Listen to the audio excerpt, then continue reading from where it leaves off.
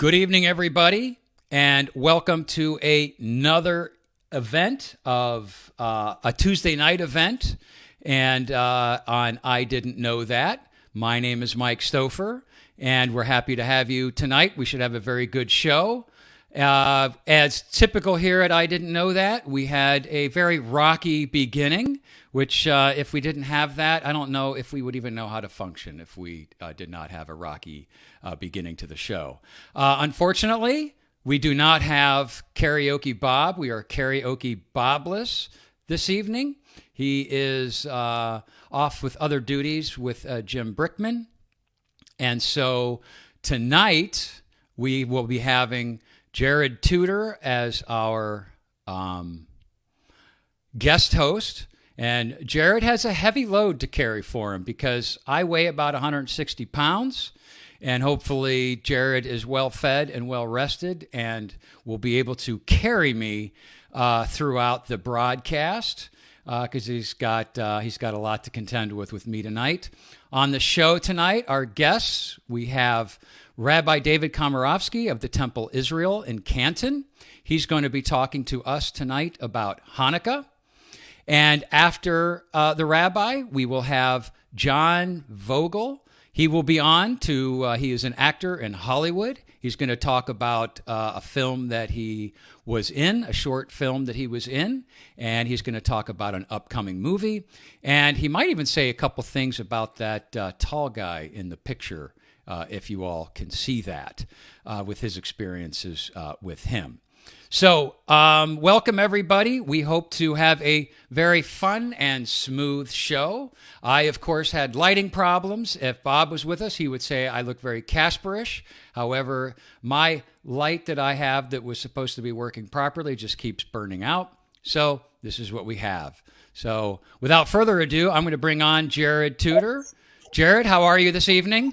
Great, Mike. How you doing? Happy holidays. Happy holidays, Jarrod. Save me. That's all I'm asking.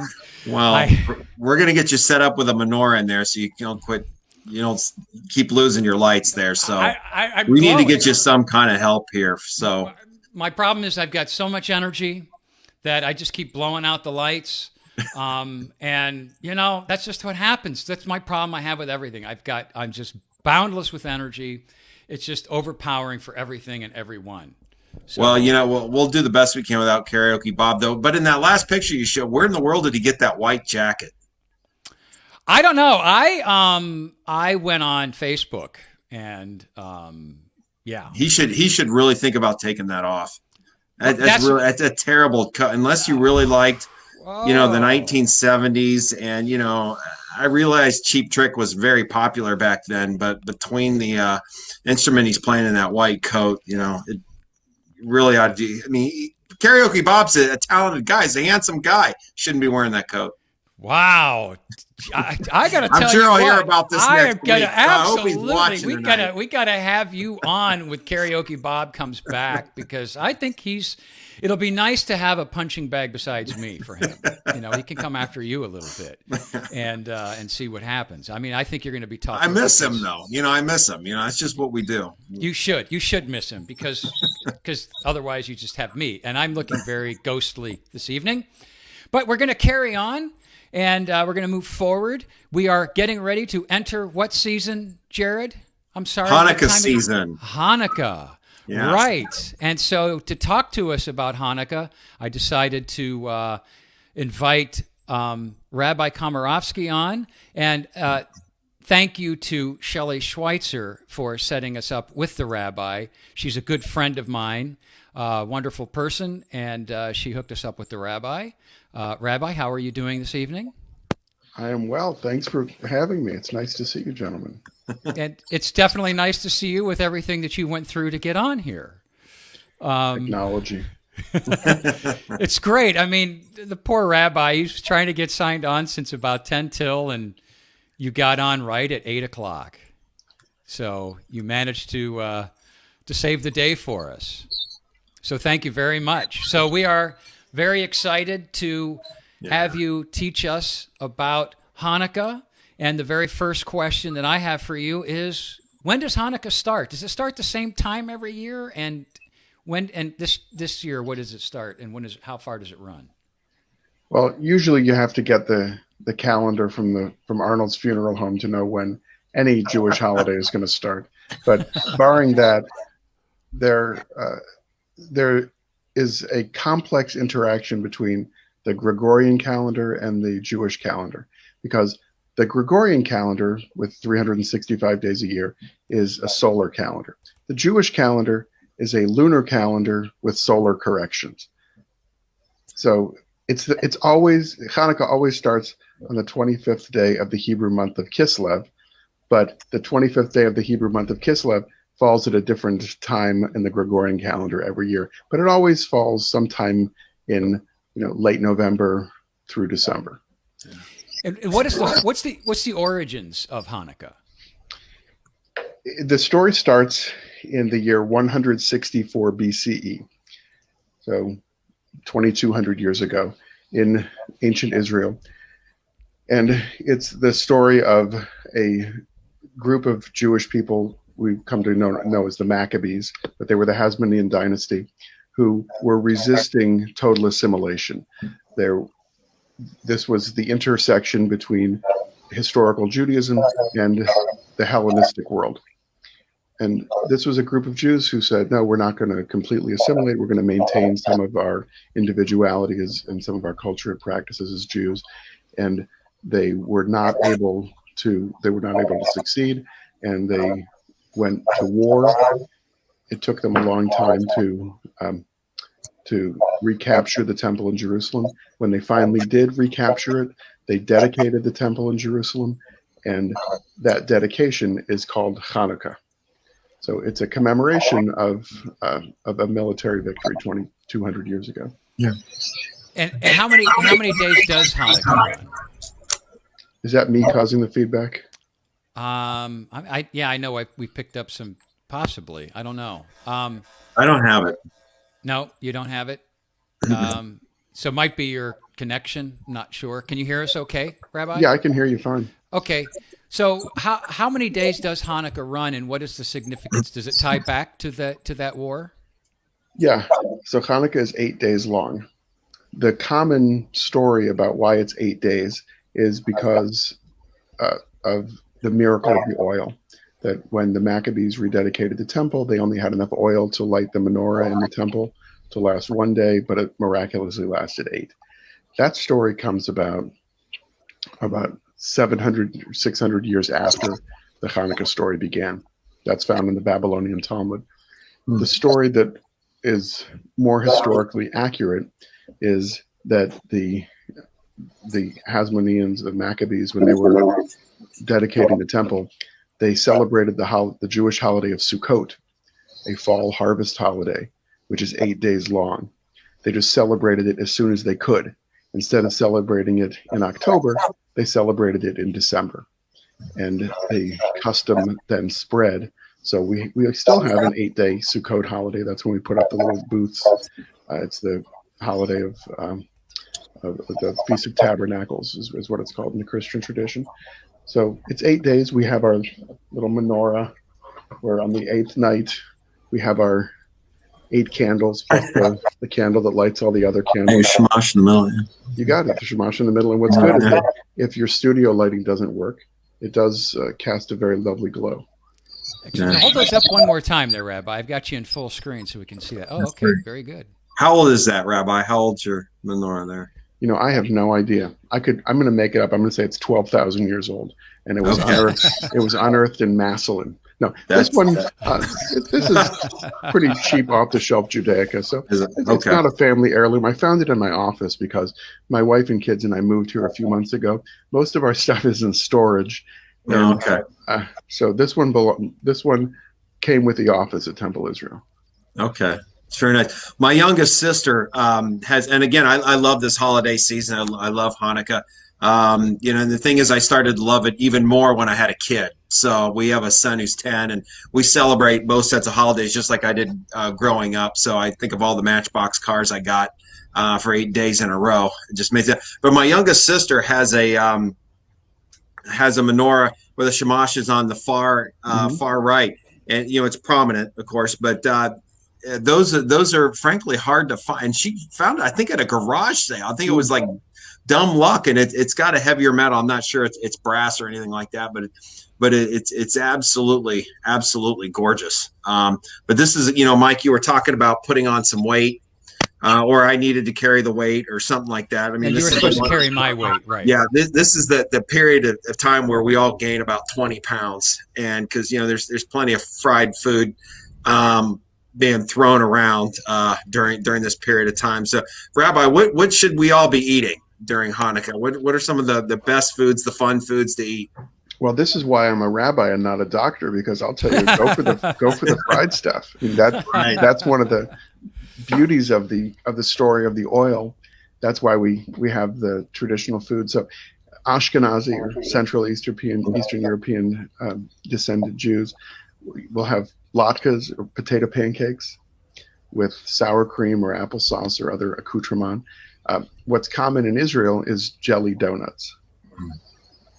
So if you're living in a town with a Krispy Kreme or a Dunkin' Donuts, and you want to buy, in a normal year when religious schools getting together, I learned early on that if you're going to buy several dozen jelly donuts and there's only one Dunkin' Donuts in the Jewish area, you got to order ahead. That's right. Plenty of sifgania. We went to a place in Columbus. I grew up in Columbus, Katzinger's Deli, and it was right there in German Village. Yeah. And that's it is what it is. I mean, we scarfed up everyone we could, and you pay for it later for sure. But I'm sorry, did I miss something? I'm sorry, I missed something. Is there a significance to the jelly donuts? Yeah, it's just another fried food. Yeah, so fried in oil. so any fried food goes, as long as there's oil in it. Those are the traditional ones. The jelly donuts and the potato pancakes. I'm starting to understand my friend Rob Schweitzer so much better now, because I think every day is Hanukkah season for him. Well, I grew up in Akron, and so it was like an outing. It's like an outing to go to Cleveland and go to the delicatessen. There was a deli in Akron when I was growing up, but I don't know if they had this on the menu. Some Jewish delicatessens will have what's called a fresser's delight. Fress is the German verb for how animals eat. So you can tell that this is the food that's going to end up all over your face and all over your shirt. But it's a corned beef or pastrami sandwich, but instead of bread, it's between two potato pancakes.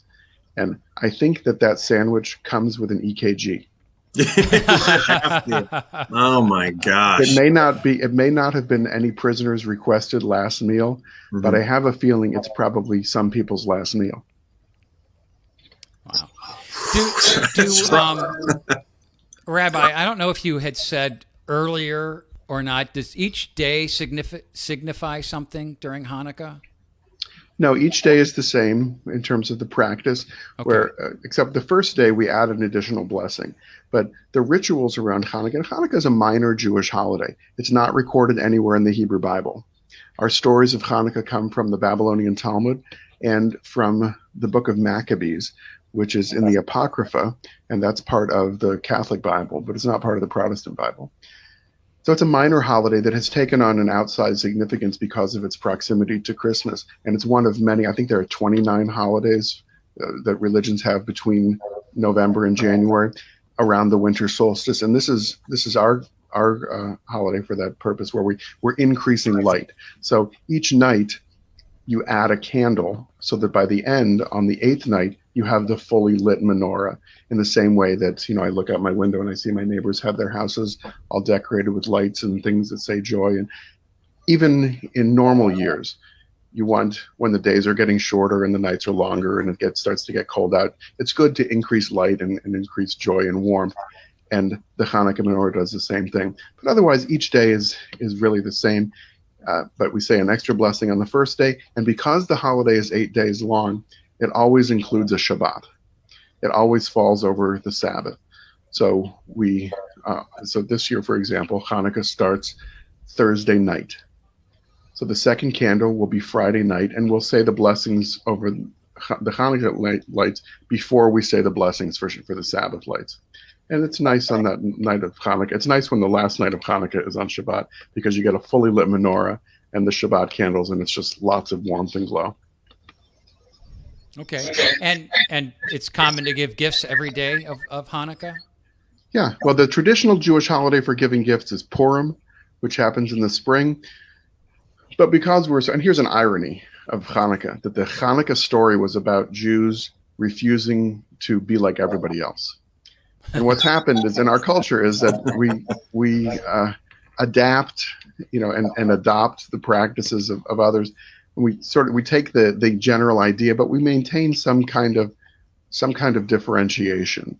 And we're fully, I love Christmas movies and I love Christmas songs and so forth. My family is everybody's Jewish, so we don't celebrate Christmas at home. But when I leave the house, it's I'm fully immersed in it, and so it's magnificent.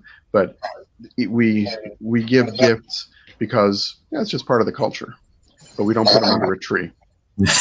I happen to believe that we don't put up trees and we don't put up decorations because I never take them down. Or you could be like me and just never put them on. So, well, Rabbi, thank you so much for talking to us about Hanukkah. I learned something, so we can definitely say I didn't know that. And as Bob would say, my usual sidekick would say, this show is designed because I know so little about so many things. And so thank you for talking to me and everybody else about Hanukkah. So thank you very much for your time. And enjoy your white coats with karaoke. Very good. All right. Have a good evening, Rabbi. Thank you. Thanks, Rabbi. Well, Jarrod, did you learn anything? You're always learning something about the Hanukkah holiday for sure. In the fact that there were actually alternative stories as to how Hanukkah came to be celebrated and why there are 8 days. That's always fascinating. You can always learn something, and that's what's great about religion across the board. You can always learn something. But he's got such a great calm tone that I think is great. But having just come recently from Akron, I mean, we don't expect something like that from somebody from the Akron, Canton, Twin Cities, right? Absolutely. We only expect the best. Well, the thing that this kind of veered off into a food discussion, which I was a little, it all gets down to food. So. Yeah, sufganya, which is the jelly donut. I mean, you'll just eat one of those right after the other. And I know you're on a fitness kick right now, but Mike, to be honest, those they could break you. Okay. I mean, and you're a pretty disciplined guy, but I think they'd break you. Yeah. Well, last time we went out to eat, I broke down and had ice cream at Cold Stone Creamery and paid for it the next day. I mean, not that the ice cream was bad. It's just that I'm just like you said. I'm on a good stuff, man. It was very good. It was very good. And by the way, while we're talking, Jarrod, the peanut gallery is alive and well. You better learn something tonight, Mike. Why is it that whenever Bob is on, it's Bob is doing great. You're so late again, Mike. What can we get something that's positive? Big Dave is here. It's always good to see Big Dave. And I gotta follow up with the rabbi because I forgot to mention in the opening part that if you're on the show, you qualify for a mug. And I know people are just scrambling for these mugs. They are. Yes, there you go. I didn't know that. And we had to send you a second mug, which means you had to come on the show again because your mother. You're not going to pry that away from her at all. I mean, she loves that coffee mug. She loves the show, but she loves that coffee mug. She loves the coffee mug more than she does the show, but I think she only loves the show because you're on it, and she's like all good mothers. And one of the things I wanted to say is a thank you to Mark Seibert, who put together all the graphics tonight, with the exception of the opening graphic that was done by Deirdre. But Mark did a great job last second as I'm scrambling around trying to make all this stuff work and hopefully get this show to go smoothly. So, Jarrod, without further ado, the next person we're going to bring on is a guy named John Vogel. Now, John is a multi-award winning Hollywood and Nollywood actor. Do you know what Nollywood is, Jarrod? Only because we were talking about it earlier, but I know just about one thing about it, and that's about it. No, Jarrod, you're supposed to come right out and say Nigerian Hollywood, Nigerian Hollywood. Okay, Mike, I know that. So John is an actor, director, special needs community activist. In 2018, he won the Best Actor at the Marina del Rey Film Festival for his portrayal of janitor Joe Krasinski in an award-winning short called The Postgraduate. And it's also featured during the Chain Film Festival, which is going on right now. It's online from the 3rd through the 13th. I'm going to bring on Mr. Vogel right now. There he is. John, hey guys. How are you? Good. How are you doing? John, it's so great to see you. I didn't tell I didn't tell people really about you too much. First of all, I watched The Graduate. I mean, I can understand what a time perfect thing for me to watch. Okay, because John, The Graduate, which is part of the Chain Film Festival, which is you are basically the sole actor. There's one other person in it. Yeah. And you do a great job of it. And the thing that was really made me smile is I haven't seen you since high school. I know. You know what I mean? I'm sitting there and I'm watching it and I'm like, I haven't seen John since high school. Yeah, it's been a few years, a few decades now. Yeah. I mean, we graduate high school, we went our own ways. Yep. And, you wound up in Hollywood and you are doing fantastic, winning awards. You've got a movie coming out on the 11th, right? Yes. Soldier Story 2, Return from the Dead. It's probably the biggest blockbuster to come out of the Nigerian African market. So I'm really honored. Will we be able to see that here? Yeah, right now it's being released, I believe, all over Africa, and then it'll be released, Netflix or Amazon as soon as they secure a video on demand deal. We'll be able to see it. So John, you have done you've won a lot of awards. You're a writer. You're a director, actor. I mean, you're doing everything. But I would like to very briefly talk about probably your best career achievement. You were a drummer for a band called Ladies' Choice in Northeast Ohio. Yes, with the one and only Mike Stouffer. Yeah. And I remember that you and we opened up for Jonah Coslin. And the Heroes, yep. And Jonah and the Heroes.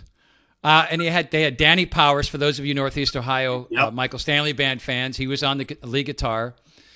And I got to admit, we definitely I think Chip Veering played bass with us, right? Bass, and we had John Jesser, of course. Chuck playing sax, Sally Shuggett. Yes. Shuggett was singing and playing keyboards. Yes. She did great. And Chip Veering should have definitely been on lead guitar, and I should have been on bass. I could admit that. Chip was a much better guitar player than I ever was. Hey, he filled the role that needed to be filled. I know, and he was about 80% cooler than me. But yeah, John. So it's really funny. So very quickly, The Graduate. The other thing that I was very thrilled that you left out of The Graduate, you didn't cover musicians. No, in your speech. No, because they're covered under the druggies or the drinkers. oh, really? I don't remember any of that. Yeah. So how did you wind up in that role? I mean, that won an award, right? And you actually best actor at the Marina del Rey Film Festival, Silicon Beach Film Festival, Independent Shorts. It won Accolade Film Festival. It won Best Actor. There's Best Writer. So it's won about 8 or 9 different awards, which is, I never thought about any awards. I didn't get into this about awards. I happened into this kind of career that I've got. And then when I found out though, like some of them have 3,500 entries, and then I won Best Actor out of the 3,500 entries. That's when it kind of hit me like, oh, this is actually resonating with some people. So I had actually done another film with a director named Sal Tassone. And Sal's a big commercial producer. It was called Colors of Love. And it was about, I played the father of a grown daughter with autism. And about trying to find love in the special needs community. So while that was happening, the guy that rented his main house that we filmed at is a writer, Scott Hoffman. And he's a musician also. And he had this idea, and he wrote for this janitor, and to be standing up, giving a speech to an empty auditorium, the speech he wished the kids would have heard and the one he wished he would have heard back when he graduated from high school. So they went back and forth about who they wanted, and they approached me, and, they made me look, a little bit older than I am now. And I walked in, and they gave me a week to learn that. There was 18 minutes. The original cut was 18 minutes long. And I got a week to learn, 12 pages of dialogue. And I just think that the writing was so good that it was easy for me to memorize and be able to get up there and do it. So yeah, but you brought it to life. I mean, it was very good, but you brought it to life. And I think that was just, you did such a phenomenal job. I'm seriously, it's like I haven't seen you or talked to you in like 30 some years. And I'm just sitting there watching that, and I'm going, wow. When he told me I was good on guitar, should I have believed him? You could have been entirely something else, Mike. I think he was lying to me, Jarrod. I just can't believe anything anymore. But that short is just really compelling, because not only is the speech very well written and very accurate. I love what you talk about with the geeks, because it's like when you talked about, I'm like, yeah, you're right. And I don't want to say too much about it, because I want people to go out and watch this, because it's just that good. Oh, thank you. And you were just entirely believable. And I loved at the end, no habla English. Yeah, so that was really good. So tell us more about A Soldier's Story. So A Soldier's Story is in the second one. The first one covers a lot about the uprisings that happen in the African communities and countries, and but the second one really touches on how corporations go into different nations and basically make deals with them and give them loans, and basically they're robbing them of their resources. Right. And in A Soldier's Story 2, that's what the story is really about. It's about it's got this incredible cast from Nigeria. These actors are first of all, they're incredible actors. Second of all, they're huge. Like the first movie I did, Tempting Fate, co-starred with a guy named Ramsey Noah, and that was shot in Hollywood. And it was one of those things where you kind of knew that Ramsey had, he was known. You could tell that he had been on the set a lot. Then we find out he's like the Tom Cruise of Africa. In this one, there's Daniel K. Daniel, who I call him like the Brad Pitt of Africa. And many other great actors, and Eric Roberts is in this also. But it really gives the story of about how a corporation will go in and how they will back maybe a military coup. And then what they do is the warlords are all out there. And then I actually play two roles in this. I play, the one role I play is I'm an arms dealer, Mr. Smith. And the other one that I play is Mr. McGregor, who's the CEO of the corporation that's backing the warlords. And I'm trying to get Daniel K. Daniel, or Boss Man. I'm trying to get him to take the deal that I'm offering. And he fights back and he says, no, I will not. I'm on to what the corporations are doing.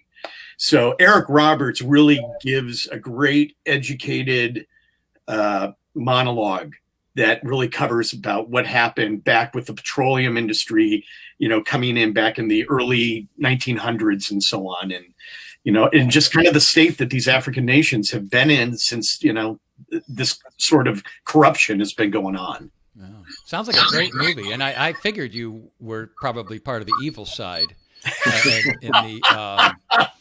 I did watch the trailer that was out there, and it looked very interesting. And you saw the evil Colonel Sanders' cousin-looking guy. The bald guy with that was me. Yeah. Also.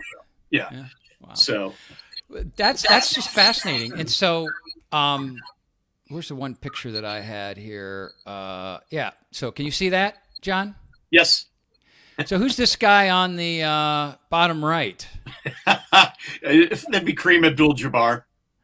And so how did he get mixed up with you? I've done a pretty long stint as a commercial director also. And this production company that I had directed a lot of stuff for had this product called FlexSure. And they were going around and they were trying to find a athlete that they would be able to help, pitch their product. And they contacted Dan Marino and John Elway and so on. And they were out of the price point, and they got Kareem. So I got to work with Kareem for a day. Yeah, that's awesome. Yeah, it looked like you were on the basketball court with him a little bit there. Yes, I was. In fact, there's this one picture where I'm actually telling him where I want him to do his skyhook, but it kind of got taken that like I'm trying to show him, hey, Kareem, you could have extended your career maybe a couple of years if you just did it like this a little bit, Got into your 50s if you'd have done it like this a little bit. Yeah, true. I think he played a long time. Yeah, absolutely. Oh, he was great. He was really wonderful to work with, and I'd love to work with him again, Well, John, thank you so much for taking the time to share your experiences and your movies with us. And for those of you that are interested, go out and check out the Chain Film Festival and watch Postgraduate. It's worth seeing. Oh, I so appreciate that. And it really does. I think one of the things about the film is I'm not really giving anything away. It is what it is. But the thing that I love that people have gotten about it is that all the people that he is, telling, addressing the druggies, the drinkers, the athletes, the athletes, the cheerleaders, he's talking about himself the entire time because he was all those things at one point in his life. Right. And I think we've had a really great, a really good turnout and a good response from people. Some people get really angry in watching it because they identified with one group. Yeah. And they're like, no, I wasn't that. And I'm like, no, you gotta settle down.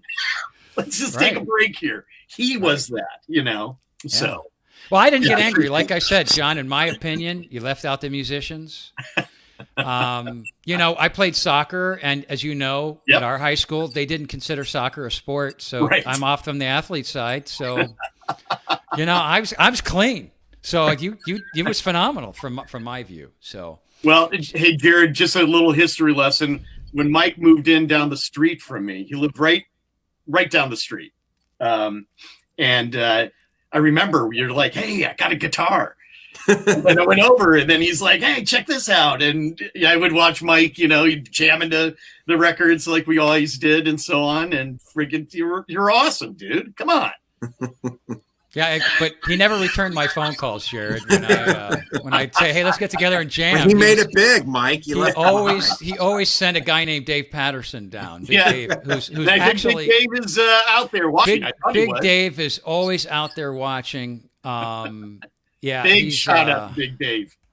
There you go. Big Dave is here.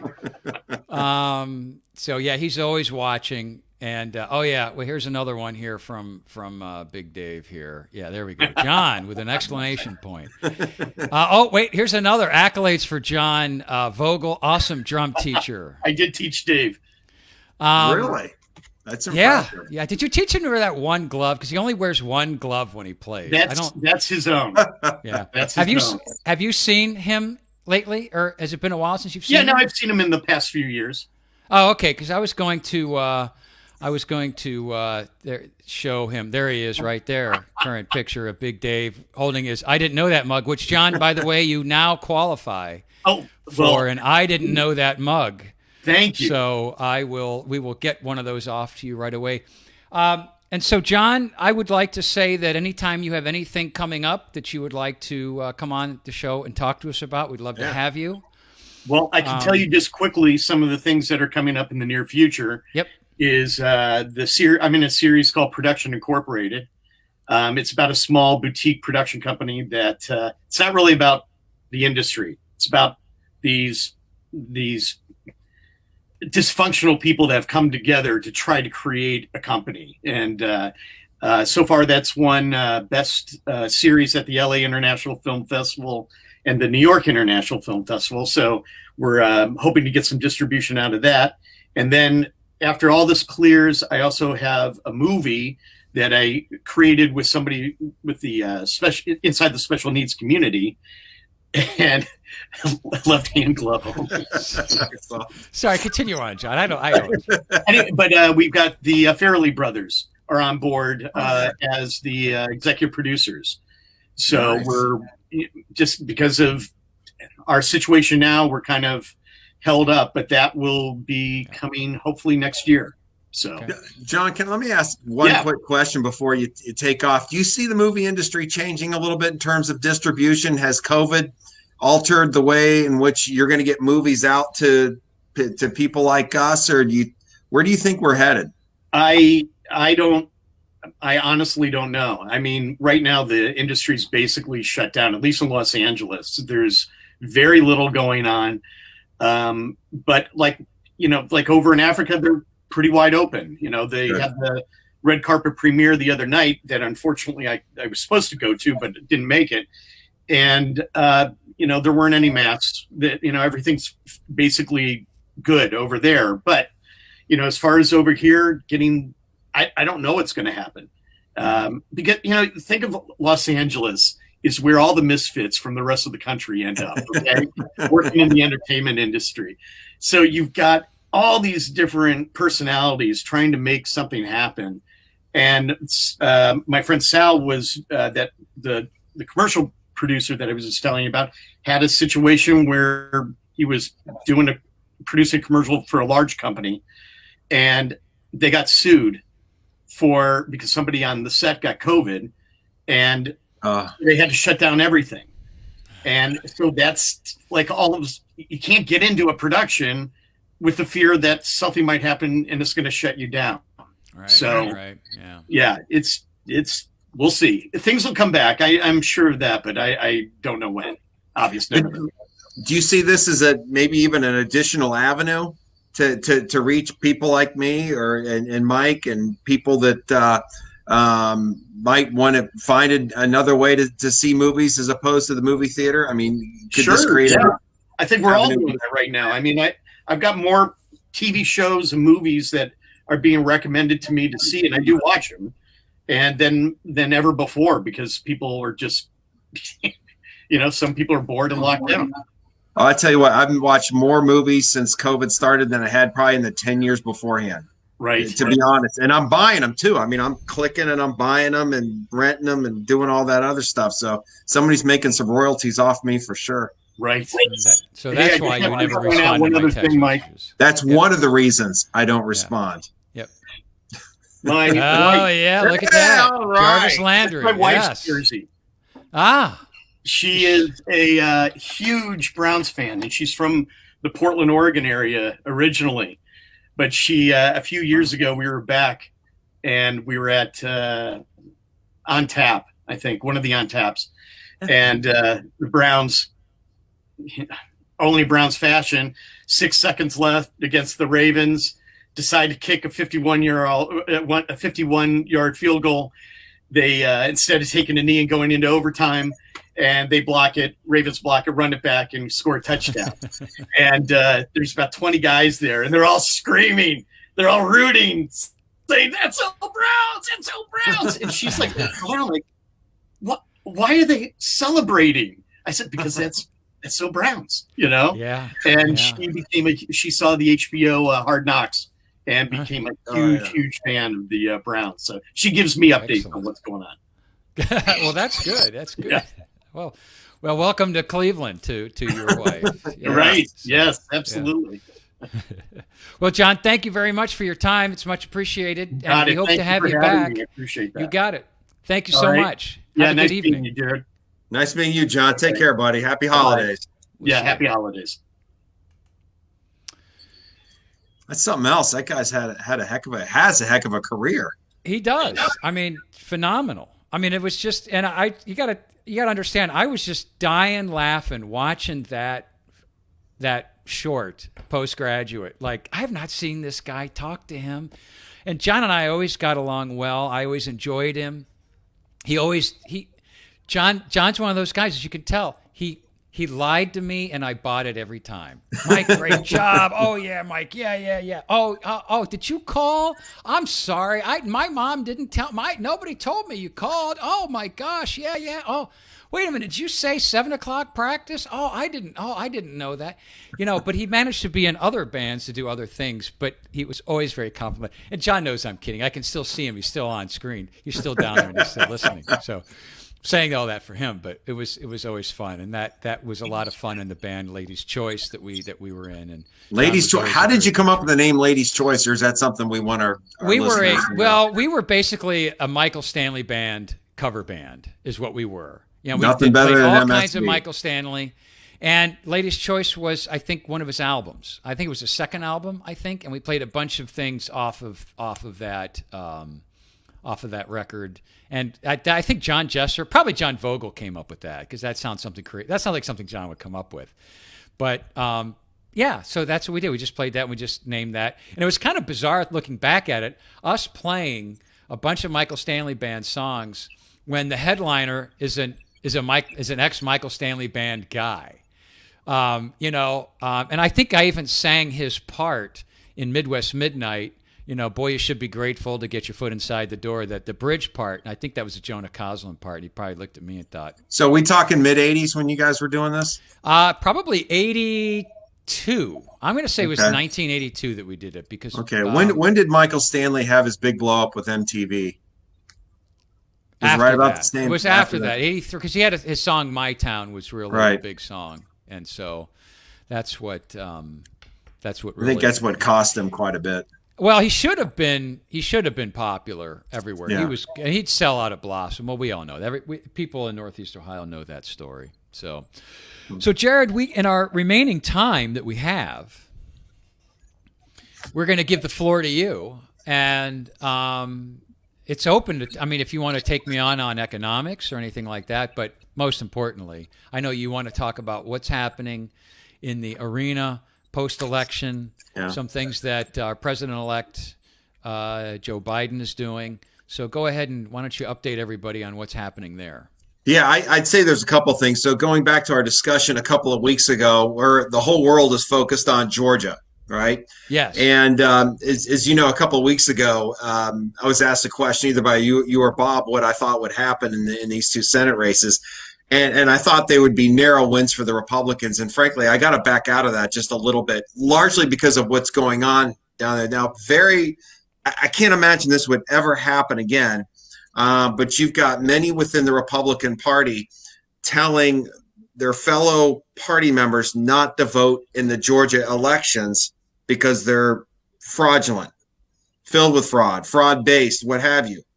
So what you're actively saying is that don't show up at the polls and protest, but that will hurt their two candidates that are trying to win two seats. Now, as we all know, the outcome in Georgia will determine how easy it is for President-elect Biden to get his policies through, right? Because if the Republicans win those two Senate seats, it's 52-48. Republicans hold the Senate. It's going to be pretty tough to get the stuff through. If the Democrats can win these two, it's 50-50.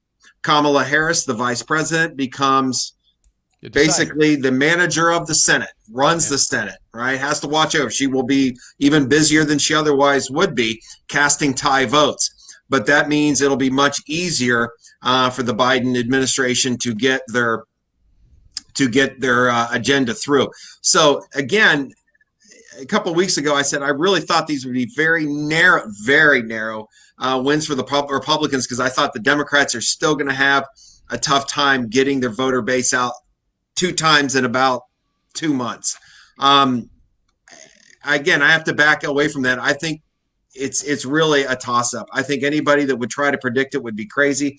Just looking at my notes here, just looking at a poll of polls in the Purdue versus Ossoff race, it's Purdue by again, poll of polls, 0.2 percentage points, with 4 polls total, 2 that have Ossoff up, 1 is a tie, and 1 has David Perdue up. In the second race, Kelly Loeffler versus Raphael Warnock, poll of polls, Warnock up by 0.5%, right, of the 4 polls. 2 are being led by Loeffler and 2 by Warnock. So it's first of all, it's crazy what's going on. I mean, you can't imagine this would be taking place. And again, as we had mentioned a couple of weeks ago, Sidney Powell is continuing with this line of litigation, saying that there is this secret person that's able, if possible, they could get to trial, would be the smoking gun and can tell everybody everything that's going on that's fraudulent in Georgia. Now, I think to most people that seems a little far-fetched, and we'll see how the judges rule. But nonetheless, I think it's going to have an effect rather, of deterring a lot of Georgia Republicans from showing up to the polls. And that really hurts David Perdue and Kelly Loeffler's chances of holding on to those 2 Senate seats.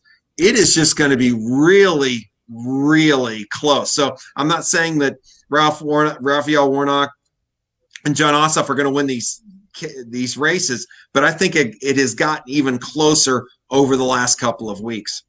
Yep. And it's interesting. You have slowly peeled back your predictions, towards closer and closer and closer. And I frankly think they're going to lose it. You think the Republicans will lose it? Yeah, I think they're going to lose it because I think there's so much. I think there's just so much craziness going on around it, that whether it's telling them not to vote, or whether it's the pressure being put on the people in Georgia that, and the proper terms, that are in charge of the elections down there, which are Republicans, and they're under fire because they should be doing more. Right. I just wonder if that's just going to be an ultimate turnoff for people that were kind of on the fence.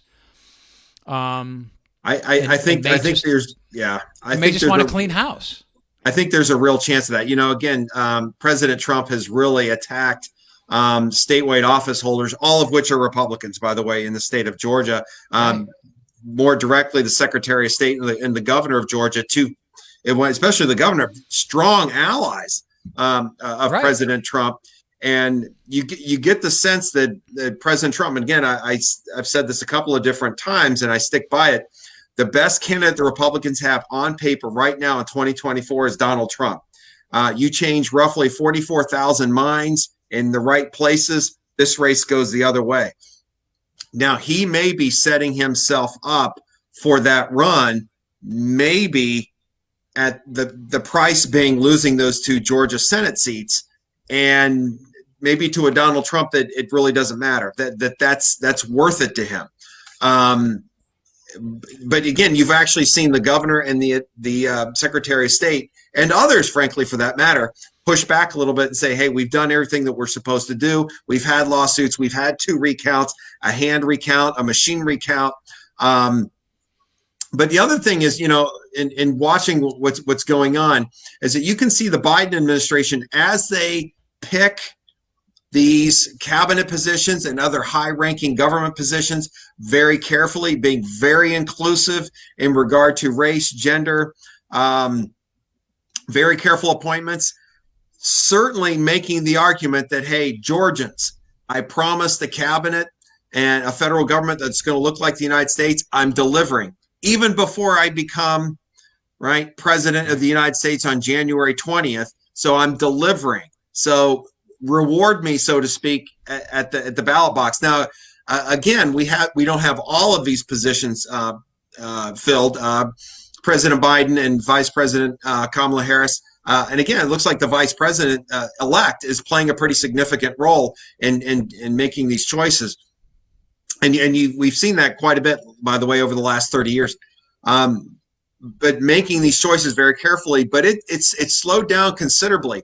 Again, when it comes to these appointments, all right, on January 3rd, we get a new Congress. We've got 17 days, right, before we have a new president. And a lot can happen in 17 days. So ironically, President Trump would be presiding over a very different Congress, at least for a very, very short period of time. And that can have a policy effect.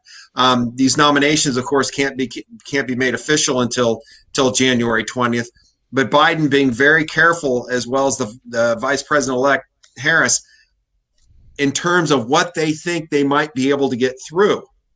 So the irony being is that the president-elect, Kamala Harris, may be the tie-breaking vote on some of these appointments. Although, to be real blunt, with the exception of maybe one, none of this is controversial. I would expect the overwhelming majority of the nominations so far to get through even a Republican Senate.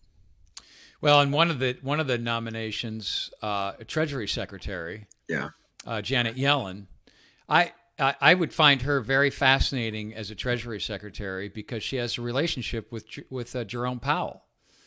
Which is kind of unique from my understanding. I think it's a good thing that they and with her being previous Fed chair and then a Treasury Secretary, I find that quite interesting, that move. Yeah, she's going to be the only one that's ever done it and the first female Secretary of the Treasury. And frankly, you're not going to find anybody more qualified to hold that job. And what I would also say is Janet Yellen assumes that office, her job is going to be very difficult on day one.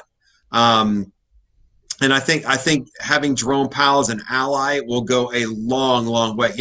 I have to hats off to Jerome Powell, who's taken a lot of beating from President Trump over the last couple of years. And again, Janet Yellen, for her last 2 years of her tenure as Fed chair, which was, of course, President Trump's first 2 years, Janet has been through some of that beating too. So you really have two people that could very easily go out to dinner with each other and trade the same story. So I get the sense that's going to be a very positive working relationship, to the point that I could see then President Biden giving Jerome Powell another 4 years as Fed chair.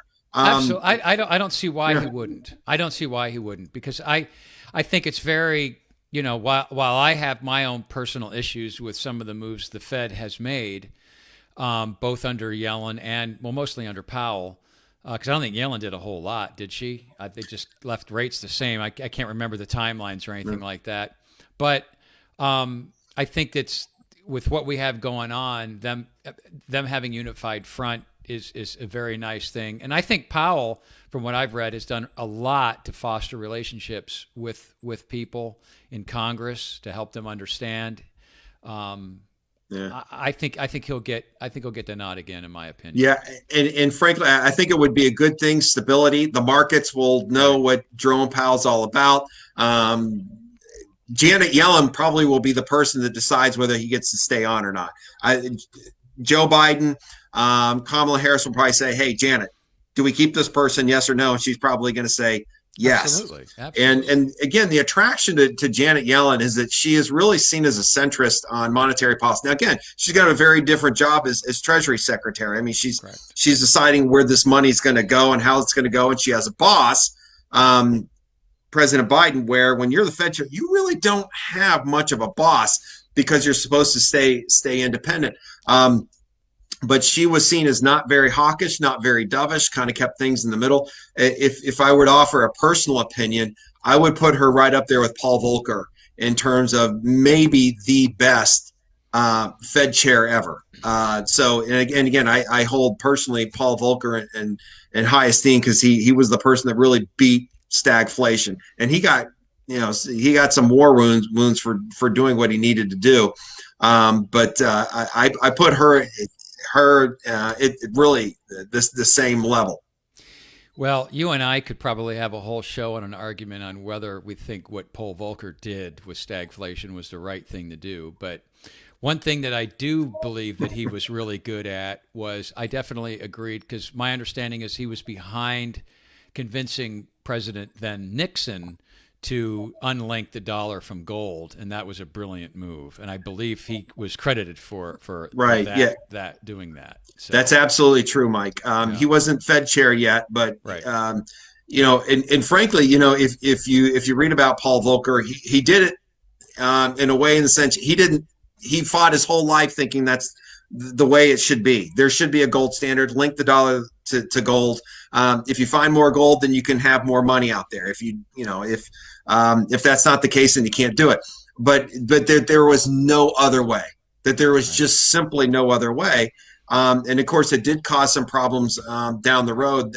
More an Arthur Burns problem, not so much because again, Arthur Burns, who preceded Paul Volcker, was really a bit of a milquetoast when it came to these same things. And again, Paul Volcker switching sides, kind of like what Janet Yellen's doing, only going the other way. Volcker was able to convince then President Carter, said, look, you're just going to have to let me raise interest rates. You're not going to like it. People are going to hate you. They're going to hate me. But this is the only way we're going to be able to choke off inflation. And frankly, he did it. So, but I put Yellen right up there. He survived and Carter did not. Yeah, no doubt about it. So, and again, and Ronald Reagan gave him another term. That's what I'm saying. He survived it, and Carter did not. Which is absolutely crazy. He wasn't going to give him a third term, but I don't think Volcker would have stuck around with Reagan anyway. Well, I got to tell you, Jarrod, it's so great to have somebody to talk monetary policy with, macroeconomic. I just love this stuff. I mean, and it would be fun if we had more time to talk about Janet Yellen and all those things. I definitely think that she did an admirable job at the Fed, and I believe that more of my Fed argument with them are some of the policy moves that they made here more recently, and I believe it was all of it under Jerome Powell. But I still think he's done it. I still think he's done a good job. I do too. Absolutely think he has. And the United States, what a lot of people forget, is the central bank of the world. I mean, what these people are doing, and I always say, you get these boring bankers, these are the people you should be paying attention to. Yeah. Because they really know how to control and move markets. So, Jarrod, our time is up, and I thank you. You were a fantastic co-host. Very well done. You look very relaxed in your Under Armour there. Yeah, I didn't wear a suit today. I didn't have to wear a suit to work today, so that was nice. But I'm no karaoke Bob. No, I mean, who is? Nobody can be karaoke Bob. Other than Bob, I talked to him this week, and he just was going on and on about how great he did last week and all that stuff. And he wanted a raise, and he wanted me to give him something for Christmas. He always wanted something. In the closing minutes here, I'm going to do just a couple real quick things. First of all, a couple of people with their mugs. If you guys are still on, we have Josh Ondu who sent in a mug. By the way, he still carries a grievance against getting a B in that class. We talked about you know what? Let me say this about Josh Ondo. A kid is incredibly intelligent, and what you should remember is not many people got B's in those classes. If you remember, got A's, right? I think you told me on the phone they got A's. No, they didn't. Very few people got B's. I don't know if there were many A's, but if you get a B out of my finance class and my law class, you're doing great. So he's obviously on his way to a great career. Yep. He is. And here's one of our listeners, Steve Ingalls, sent us in a picture of a mug, and we'll be posting these on, once I get around to it, on Facebook. We'll be getting those out there. And Mary Jo, Donnie really wants a mug. All right, Mary Jo, you've shown up enough. I think we're going to get you a mug sent out. Definitely we'll do that to you. Thank you, Mary Jo, for being a watcher. You are very important to us. And next week, Jarrod, in case you are going to tune in, I'll be here. We have a good show next week. We have psychic, Greg Nicholas that's going to join us, and he is going to talk about being a psychic and a medium. He's a very fascinating guy. I talked to him for a little bit before I came on the show, so he is going to be on. We are also going to have Jared Gray is going to come on, and he is going to talk about wine and chocolate pairings. Interesting. So wine and chocolate pairing. And my co-host next week, is going to be Sarah Garino. She, I think that the reason why she agreed to come on is because the psychic and the wine and chocolate pairings. I don't think it has anything to do with the fact that, she is the reason why, Jarrod, I will not eat that, the oily food that you and the rabbi were talking about earlier, because I've got to fill out a report every Sunday and give that to her. And, I don't want her upset with me. She may look very nice in that picture, but she's an intimidating person. Believe All right, we won't get you around any Jewish delis. I promise. Although it sounds really good. Oh. So, well, thank you, Rabbi Komerofsky, for coming on and talking to us about Hanukkah. Thank you, John Vogel, for talking about the postgraduate and the soldier story. Excellent guests. Thank you for your time. And I got to tell you what, Jarrod, Karaoke Bob's got his work cut out for him. I doubt that very He really does. And I can't play guitar. That's better, because you should look, I'm going to have to take some acting lessons from John Vogel, because John, you see how convincing John is. And Bob's got this ego. I got to tell him how wonderful he is. It's just constant. It's exhausting. And you just come on, you perform, you did a great job. And nice. So Bob's going to have big shoes to fill. But, I got a feeling I might lean more towards Sarah after next week. I don't know what it is. There's something different about her, Jarrod, that I may end up, Anyways, I'm beholden to her because she controls my diet. She controls, an hour and a half out of my day in terms of what I do for workouts. So I'm just kidding, Jarrod. Thank you so much for coming on the show. You definitely carried your weight, my weight, and everybody's weight. You're a joy to have, and you're always welcome on the show. So, thanks, man. And also thank you to everybody that tuned in and watched the show tonight. We enjoyed having you on, and we appreciate having you on, and we look forward to seeing you next week on I Didn't Know That. Have a great evening, everybody. Bye, everybody.